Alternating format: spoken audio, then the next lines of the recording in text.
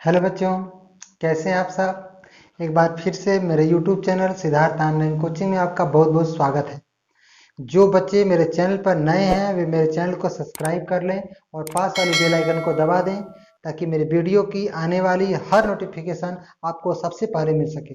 बच्चों, आप सभी को आज मैं बताने वाला हूँ प्रश्नावली 4.4 का क्वेश्चन नंबर 5।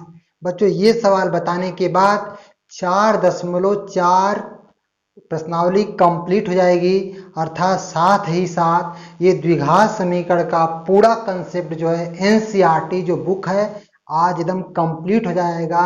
द्विघात समीकरण आपका पूरा हुआ, उसी प्रेम भाव से खत्म हुआ, उसी जोश से खत्म हो जाएगा, उसी उत्साह से खत्म हो जाएगा। इसके बाद हम लोग अगला चैप्टर फिर पढ़ेंगे दूसरा। और आज इस बात की खुशी है कि आज इत्मीनान से आपने हमारा सहयोग किया, आपने मेरा साथ दिया।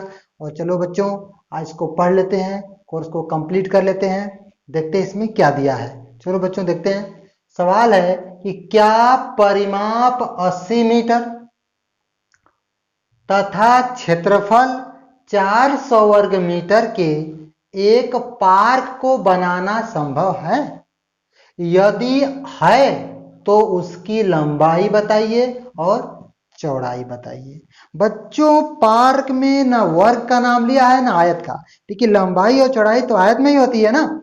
इसको लगाने का तथ्य है कि एक बार कहा है परिमाप, तो हमें आयत का परिमाप पता होना चाहिए। मैंने पहले बता दिया है। तो आयत का परिमाप होता है बच्चों यहाँ पे 2 कोष्ठक में लंबाई धन चौड़ाई, पहली बात। और फिर कहा है कि उसका क्षेत्रफल 400 वर्ग मीटर है, यानी हमें आयत का क्षेत्रफल भी पता होना चाहिए। तो यहाँ मैंने लिख दिया है आपको आराम के लिए कि आयत का क्षेत्रफल होता है लंबाई गुणे चौड़ाई। इन्हीं 2 सूत्रों पर यह सवाल लग जाएगी। और साथ ही मैंने बच्चों यह भी बताया था कि जब हम सवाल लगाएं आयत का तो ध्यान रखें पहले चौड़ाई मानो, क्योंकि वो छोटी है, लंबाई अपने आप निकल जाएगी।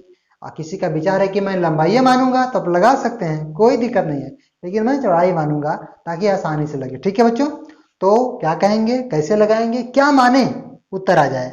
तो यही है, रटना नहीं है इसको, सीधा सीधा माना आयत, यहाँ पर आयत बना लेंगे, इस तरह से कर लेंगे विद्युत।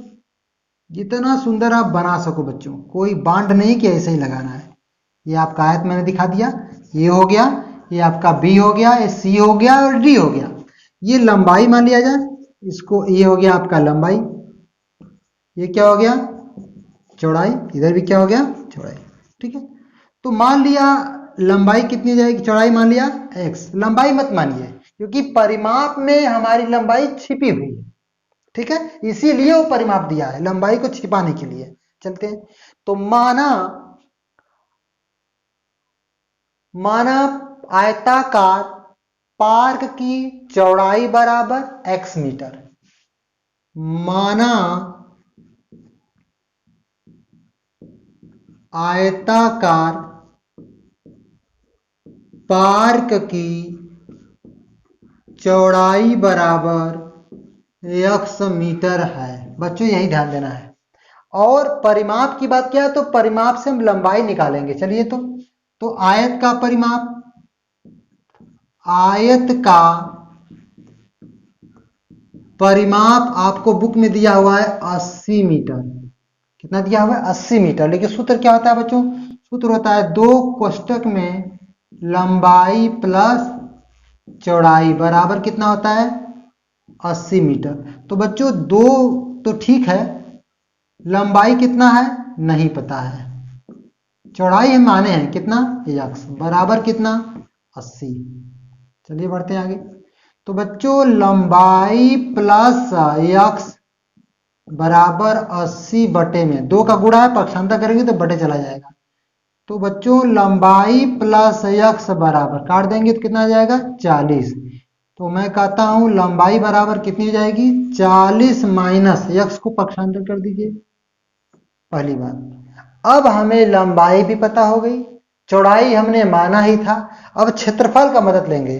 तो बच्चों आयत का क्षेत्रफल का मदद लेंगे तो क्या होगा, दिया भी है आयत का क्षेत्रफल दिया है 400 वर्ग मीटर, इसी का मदद लेंगे। चलिए, आयत का क्षेत्रफल बराबर होता है कितना, दिया कितना है आप देखते हैं, दिया है आपको 400 वर्ग मीटर, लेकिन होता क्या है, लंबाई गुणे चौड़ाई होता है। ये आपका हो गया 400। बच्चों लंबाई अभी निकाले हैं 40 माइनस यक्स, चौड़ाई कितना निकाले हैं ऊपर, यक्स बराबर कितना हो गया 400। इस यक्स का गुणा एक बार 40 में करेंगे तो कितना जाएगा 40 यक्स, इस यक्स का गुणा एक बार एक्स में करेंगे तो यक्स स्क्वायर बराबर कितना जाएगा 400।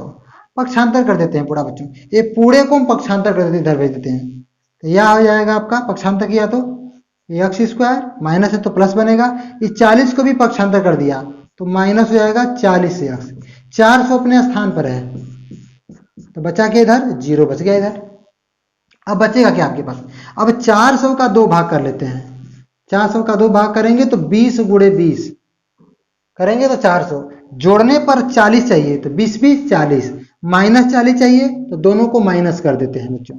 यानी हम जो लिखेंगे यहाँ पे अब एक्स स्क्वायर लिखेंगे, 40 नहीं लिखेंगे, यहाँ लिखेंगे ऋण 20 एक्स ऋण 20 एक्स, इसी दोनों में एक्स लगा देंगे तो कैसे लिखेंगे, या x square minus 20 x minus 20 x, 20 20 40 plus 400 बराबर हो गया आपका 0। एक पद दो पद इसका अलग जोड़ा, एक पद दो पद इसका अलग जोड़ा, दोनों में कॉमन क्या है बच्चों, यहाँ भी एक्स दिख रहा है यहाँ भी एक्स दिख रहा है, अगर एक्स कॉमन ले लिया जाए तो बचेगा एक्स माइनस 20, 20 कितना 20 दूनी के 40, मतलब 20 20 हम 400 होता है, यानी 20 कॉमन है दोनों में, अगर हम 20 को ही कॉमन ले तो क्या बचेगा एक्स माइनस 20 बराबर हो गया बच्चों 0। अब क्या पाया आपने, दो कोष्टक बनाएंगे, एक क्वेश्चन में क्या लिखेंगे जो 2 बार आया हुआ है एक ही को लिखेंगे, इसको लिखें या इसको लिखें, तो एक्स माइनस 20, बाहर एक्स है बाहर 20 है तो एक्स माइनस 20 बराबर हो गया बच्चों 0। अब क्या करेंगे, ठीक है देखते हैं आगे, अब यदि लेंगे, देखते हैं यदि चेक करते हैं, यदि लीजिए इसको, यदि x माइनस 20 बराबर 0 तो x बराबर 20 हो जाएगा। इस x का मान समीकरण इसमें रखना, एक में ये है, यही एक है, तो लिखेंगे x का मान समीकरण 1 में रखने पर, x का मान समीकरण 1 में रखने पर, तो जहां x है तहां तो यही लंबाई है, लंबाई कितनी 40 माइनस x, x का मान कितना है 20 बराबर कितना आ गया बच्चों 20 आ गया। तो x का मान चलिए देखते हैं, अतः पार्क की लंबाई कितना 20 मीटर, चौड़ाई कितना 20 मीटर, इसलिए पार्क की लंबाई भी 20 मीटर और चौड़ाई भी, मतलब ऐसा पार्क बनेगा जिसकी लंबाई भी 20 मीटर होगी और उसकी चौड़ाई भी 20 मीटर होगी। तो हम कह सकते हैं कि अतः एक ऐसा पार्क बनेगा जिसकी लंबाई भी 20 मीटर तथा चौड़ाई भी 20 मीटर होगी। तो इस तरह से बच्चों कंप्लीट हुआ सवाल, बात समझ में आ गई होगी। तो बच्चों एकदम द्विघात समीकरण हमारा एकदम पूरा हुआ, ओके हुआ, यह खुशी की बात है बच्चों और आपके लिए भी गर्व की बात है बच्चों। अब इत्मीनान से पढ़िए, दोहराइए, लिखिए और ना समझ में आवे तो फिर आप कमेंट करिए, फिर सुधार किया जाएगा। तो अगले चैप्टर में मिलते हैं बच्चों, उसी जोश के साथ, उसी उत्साह के साथ।